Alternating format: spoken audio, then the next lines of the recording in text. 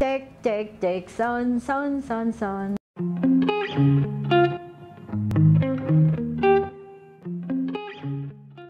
Assalamualaikum warahmatullahi wabarakatuh. Ketemu lagi dengan Ibu yang pada hari ini Ibu akan menjelaskan kalian tentang IQ, EQ, IQ, SQ, dan AQ, yaitu tentang aneka kecerdasan. Ada berbagai macam kecerdasan, yaitu ada salah satunya kecerdasan baik yang kecerdasan IQ, kecerdasan seni dan sebagainya. Tapi di sini Ibu akan lebih menjelaskan kepada kalian tentang aneka kecerdasan. Seperti kita ketahui, di dalam hidup ini kita banyak menemui berbagai kesulitan, baik itu kesulitan-kesulitan pribadi maupun kesulitan-kesulitan di dalam kita berinteraksi sosial dengan orang lain. Di dalam mengatasi kesulitan hidup ini, sepertinya seperti masa pandemi sekarang ini kita membutuhkan berbagai macam kecerdasan. Jadi tidak hanya satu kecerdasan aja yang kita perlukan, ada berbagai kecerdasan yang kita perlukan dalam menyelesaikan masalah. Nah, dalam filosofi Cina itu dikenal dengan konsep yin dan yang. Nah, yin yaitu biasanya berhubungan dengan hal-hal yang jahat, kalau yang itu berhubungan dengan hal-hal yang baik. Nah, ada baik, ada jahat, ada senang, ada susah, ada berat, dan ada yang ringan. Setiap permasalahan itu dideskripsikan sifat atau kekuatan yang saling berhubungan dan berlawanan di dunia ini. Nah, untuk menghadapi hal di atas dibutuhkan kecerdasan. Kecerdasan bukan hanya kecerdasan berpikir saja, tapi ada kecerdasan beremosi, kecerdasan spiritual, kreativitas, dan ketahanan. Nah, sekarang apa sih itu kecerdasan itu semua? Dalam bahasa kerennya kita sebut dengan IQ, EQ, SQ, EQ, dan CQ. Nah, sekarang kita bahas dulu itu apa itu dengan IQ.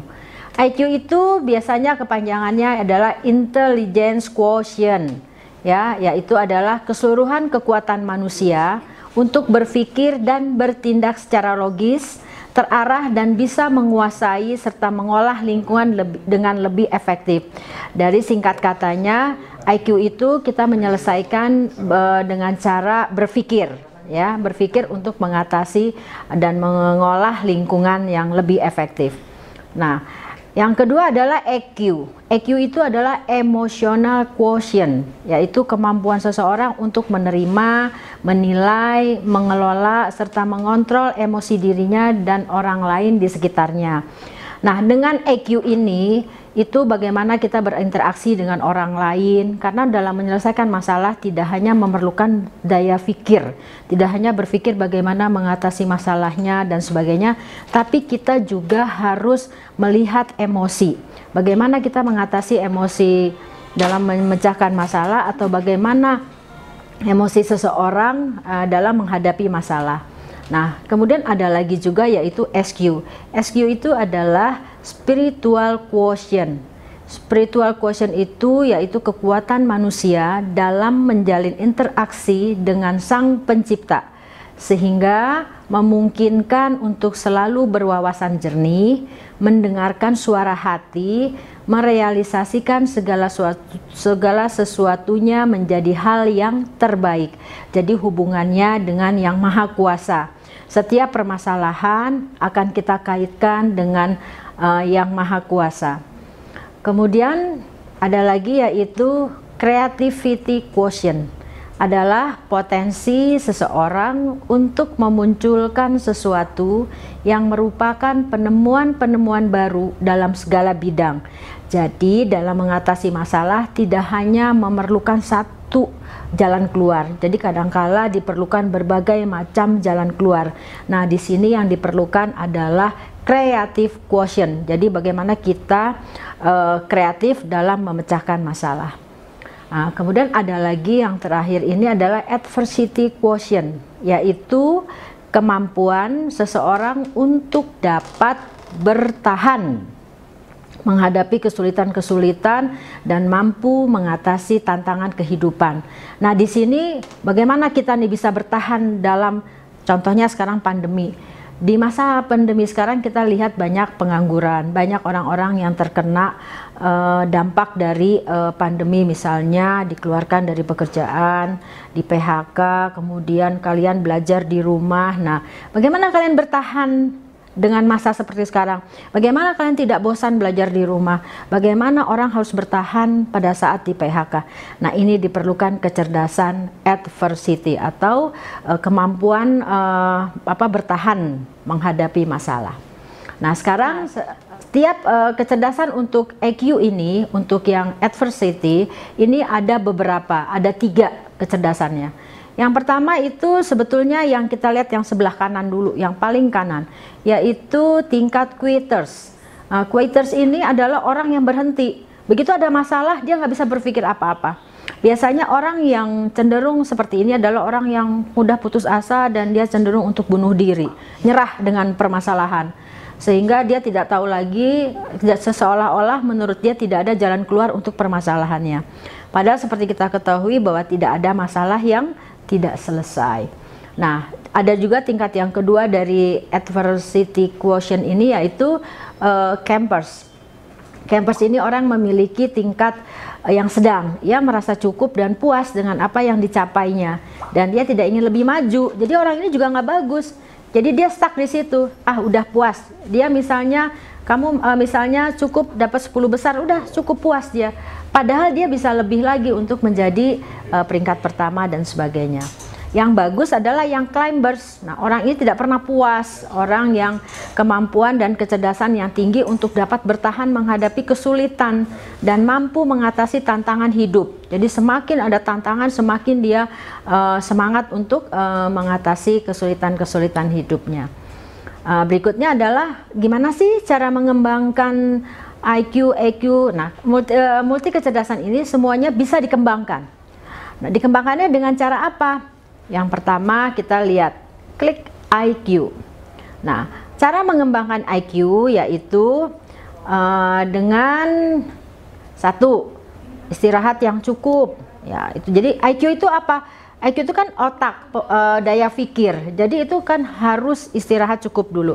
Jadi kalau terus menerus otak itu dipakai, tentunya dia akan mencapai kejenuhannya sehingga tidak bisa berpikir lebih logis lagi. Nah, jadi cara mengembangkannya yaitu pertama istirahat cukup, yang kedua makan makanan yang bergizi, yang ketiga motivasi diri untuk selalu optimis dan hilangkan rasa malas. Nah, jadi dengan makanan bergizi, terutama makan ikan-ikan yang mengandung omega 3, ini bisa meningkatkan IQ. Nah, kemudian dengan motivasi, kita motivasi diri sendiri bahwa saya bisa, saya sanggup. Nah, terus misalnya kamu males nih belajar di rumah, ada tugas dan sebagainya. Motivasi diri kamu sendiri bahwa saya akan mencapai nilai yang tertinggi di semester ini. Saya harus bisa. Saya harus bisa diterima di perguruan tinggi negeri. Diri kamu sendiri yang memotivasi dengan rasa optimis untuk meningkatkan IQ tersebut. Kemudian selalu berpikir positif dan kembangkan keterampilan otak melalui permainan. Bisa dengan puzzle, teka-teki silang, kemudian tebak kata, itu bisa mengembangkan IQ. Dan juga bisa batasi waktu untuk yang tidak berguna. Misalnya bermain secara berlebihan terus, gamers, main game online terus. Nah, itu akhirnya kamu nggak berguna. Artinya kamu boleh bermain, tapi kamu harus cerdas. Kapan kamu bermain, cerdas memanage waktu. Kapan bermain untuk mengasah otak kamu, kapan kamu harus melakukan aktivitas yang lain. Ya, kemudian mengembangkan berikutnya yaitu mengembangkan EQ. Nah, EQ bisa dikembangkan dengan cara 1, mengeksplorasi kelebihan yang dimiliki. Jadi kita EQ itu kan emotional quotient. Jadi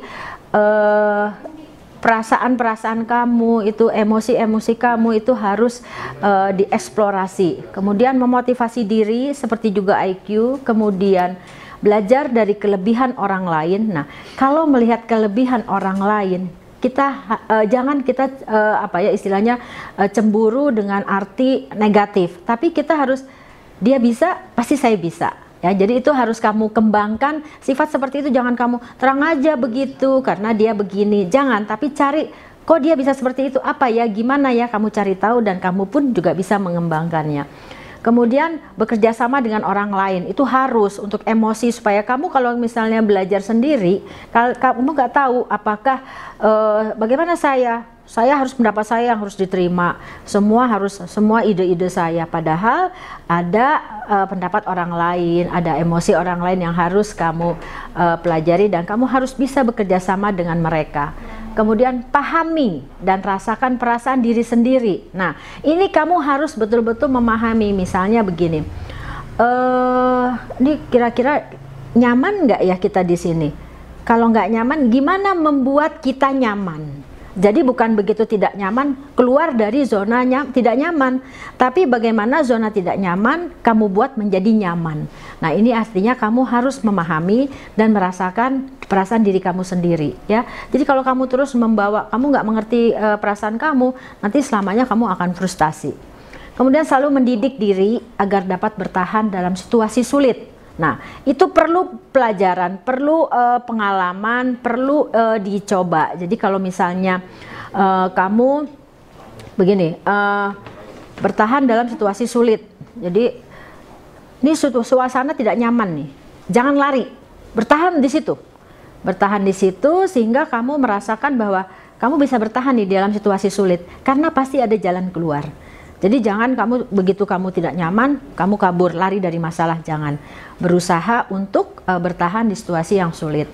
Kemudian hadapi dunia luar tanpa rasa takut. Dimanapun kamu berada, kemanapun kamu berada, kamu yakin bahwa kamu kalau SQ-nya bagus, kamu ada Allah dan kamu tidak sendiri. Ya. Kemudian tumbuhkan rasa percaya diri dan kemampuan untuk bangkit dari kegagalan. Semua orang pasti pernah gagal, semua manusia pasti pernah gagal, tapi kita harus bangkit dari kegagalan, karena belajar itu adalah dari kesalahan, belajar itu adalah dari kegagalan. Dengan kegagalan yang kemarin, kita tidak akan mungkin gagal lagi di berikutnya, karena nggak mungkin kan jatuh ke jurang yang sama. Oke, sekarang SQ. Nah, SQ ini hubungannya dengan Tuhan. Klik. Nah, mengembangkan SQ itu gimana? Nah, sering kali melakukan mawas diri dan perenungan. Kalau istilah Islamnya itu muhasabah, ya. Jadi misalnya ada kesalahan, lihat dulu diri sendiri. Ya, kita hubungkan kaitan hubungan dengan orang lain setelah peristiwa yang dihadapi. Misalnya gini, ada peristiwa misalnya kamu pada ulangan kali ini kamu gagal. Jangan salahin gurunya, jangan salahin materinya, lihat dulu diri sendiri. Kenapa ya kok bisa dapet 3 misal di bawah KKM? Kamu lihat, oh mungkin cara belajar kamu belum sempurna, atau kedua mungkin mencatatnya tidak semua yang kamu catat. Ketiga, mungkin kamu belajar terlalu larut malam sehingga apa yang kamu pelajari tidak langsung bisa dicerna oleh otak kamu. Atau kamu belajar mendadak. Di mana-mana juga kalau belajar mendadak itu otak menyerapnya tidak mungkin lama seperti orang persiapkan dari sebelumnya. Jadi selalu setiap ada permasalahan, jangan lihat orang lain dulu. Selalu ke diri sendiri. Apa yang salah dengan diri saya? Jadi jangan nyalahin A, nyalahin B, nyalahin C. Lihat ke diri sendiri dulu. Itu yang pertama. Kemudian yang kedua, kenali tujuannya, tanggung jawab dan kewajiban hidup kita. Tujuan kalian untuk sekolah di SMA itu apa? Kemudian tanggung jawab kamu sebagai siswa itu apa? Kewajibannya apa? Nah, itu kalian begitu masuk SMA, kalian sudah sadar gitu. Begitupun nanti kalau kalian mau milih perguruan tinggi, kamu mau masuk fakultas apa? Tujuannya apa kamu mau masuk ke situ? Harus tahu dulu tujuannya. Kemudian tanggung jawab, apa yang kamu pilih, kalian harus bertanggung jawab apa yang kalian pilih. Jangan kalian misalnya pilih fakultas hukum, tapi cuman karena ikut-ikutan teman. Nah, jadi kalian harus tanggung, kalau akhirnya nanti kalian DO karena nggak suka, ternyata bukan passion saya. Nah, jadi kalau misalnya kalian sudah memilih, apa yang kalian pilih harus tanggung jawab. Dan kewajiban di dalamnya selama jadi mahasiswa harus kalian ikuti. Begitupun sebagai pelajar. Sekarang kalian di SMA. Tujuannya apa? Ingin kuliah. Kan begitu. Bukan untuk nikah, bukan untuk bekerja. Karena kalau bekerja ada SMK. Jadi kalau SMA pasti untuk melanjutkan perguruan tinggi. Tanggung jawabnya belajar selama di SMA. Tinggal 1 tahun lagi nih, tinggal berapa bulan lagi. Kemudian kewajibannya apa? Ya belajar sampai mencapai nilai yang baik supaya bisa diterima di perguruan tinggi negeri. Oke, tumbuhkan kepedulian, kasih sayang dan kedamaian terhadap sesama, terhadap siapapun harus ditumbuhkan oleh diri sendiri. Jadi nggak egois, nggak mikirin diri sendiri. Ya, kemudian ambil hikmah dari segala perubahan di dalam kehidupan sebagai jalan untuk meningkatkan mutu kehidupan. Ada hubungannya tadi dengan yang EQ. Ya, jadi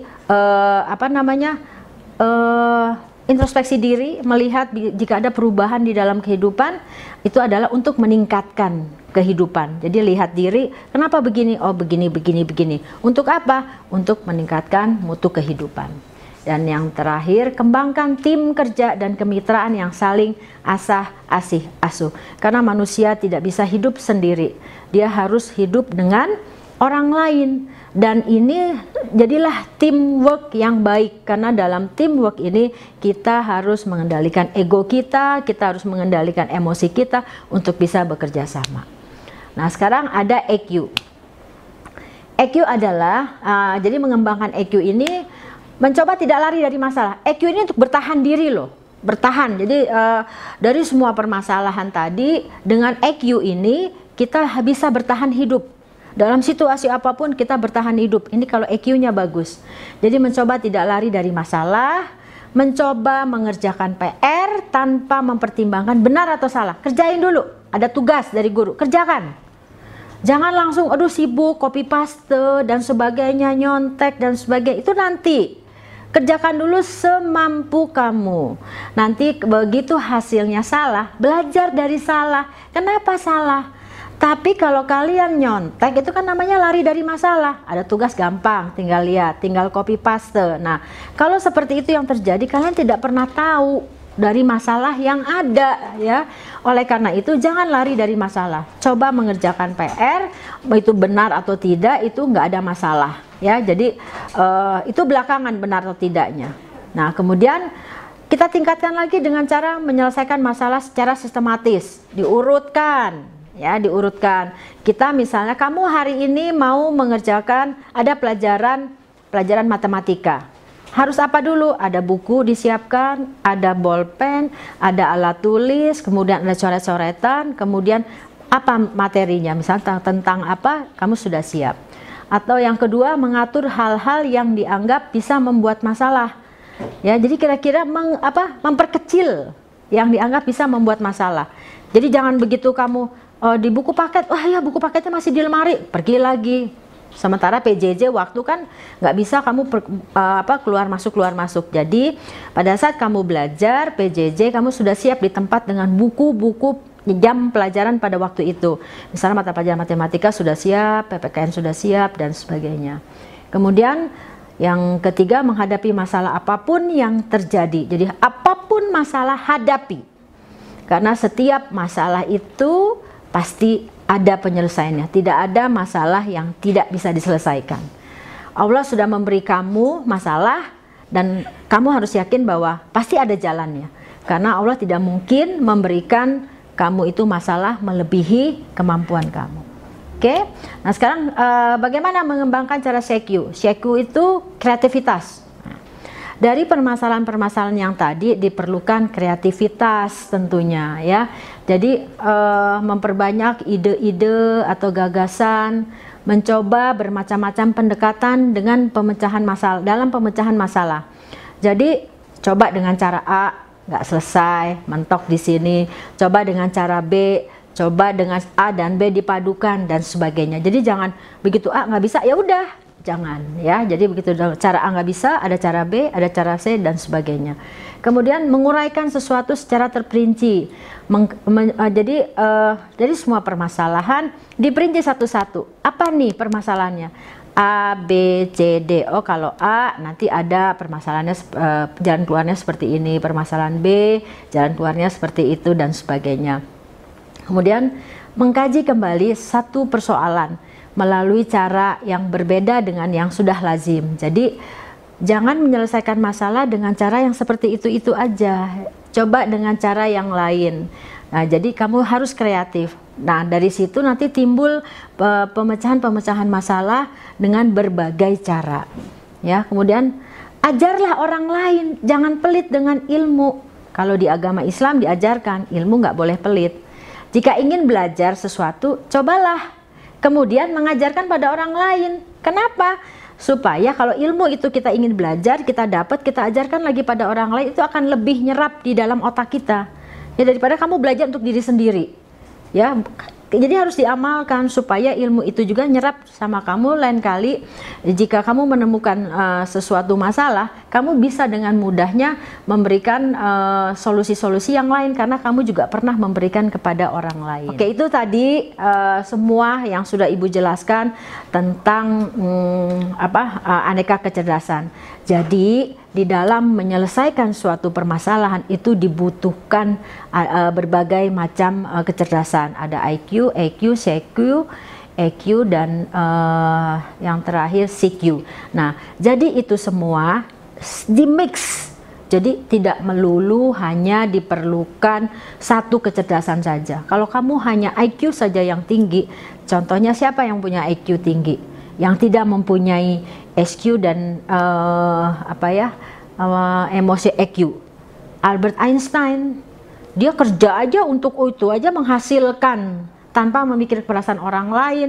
Orang yang hanya IQ-nya saja yang bagus, tanpa EQ, tanpa SQ, dia hanya bekerja untuk menghasilkan sesuatu tanpa memikirkan untuk orang lain. Yang penting dia menghasilkan sesuatu karya. Apakah itu berguna atau tidak, itu dia ciptakan. Dia nggak lihat perasaan orang lain, dia tidak melihat bagaimana dirinya bisa berkembang dengan orang lain. Jadi dia hanya memikirkan bagaimana dia berpikir untuk mengembangkan dirinya sendiri. Oke, itu semua. Jadi mudah-mudahan di dalam nanti kamu memilih dalam memilih fakultas nanti, ini kamu bisa kaitkan dengan 5 kecerdasan ini. Jadi lihat kamu ingin kemana, kemudian pelajari fakultas yang kamu pilih, kemudian tujuan kamu untuk kuliah di sana apa, dan tanggung jawab terhadap pilihanmu. Jadi jangan milih ikut-ikutan teman. Kamu harus memilih sesuai dengan potensi yang kamu miliki dulu. Kemudian lihat tujuannya untuk apa, kemudian berguna untuk apa. Jadi supaya nanti bisa dikembangkan lebih baik lagi. Oke, itu saja dari Ibu. Kemungkinan yang tentang kecerdasan. Ada tugas untuk kalian. Ini aja.